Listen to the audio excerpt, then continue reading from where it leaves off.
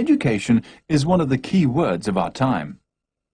A man without an education, many of us believe, is an unfortunate victim of adverse circumstances, deprived of one of the greatest 20th century opportunities. Convinced of the importance of education, modern states invest in institutions of learning to get back interest in the form of a large group of enlightened young men and women who are potential leaders. Education, with its cycles of instruction so carefully worked out, punctuated by textbooks, those purchasable wells of wisdom. What would civilization be like without its benefits? So much is certain that we would have doctors and preachers, lawyers and defendants, marriages and births, but our spiritual outlook would be different.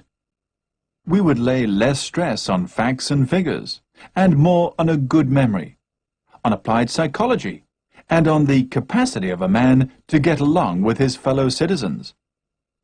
If our educational system were fashioned after its bookless past, we would have the most democratic form of college imaginable.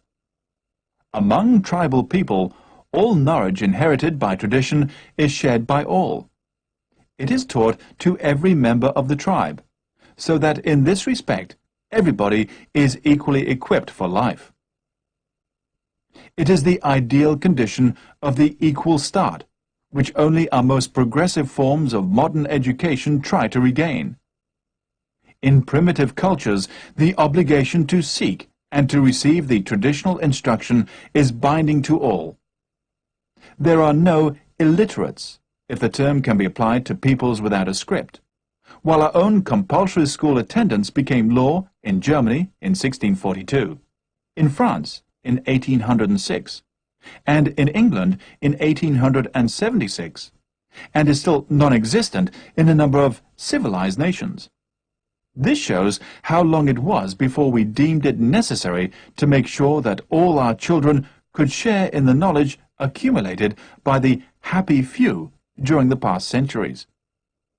Education in the wilderness is not a matter of monetary means. All are entitled to an equal start. There is none of the hurry which, in our society, often hampers the full development of a growing personality. There, a child grows up under the ever-present attention of his parents. Therefore, the jungles and the savannas know of no juvenile delinquency. No necessity of making a living away from home results in neglect of children, and no father is confronted with his inability to buy an education for his child.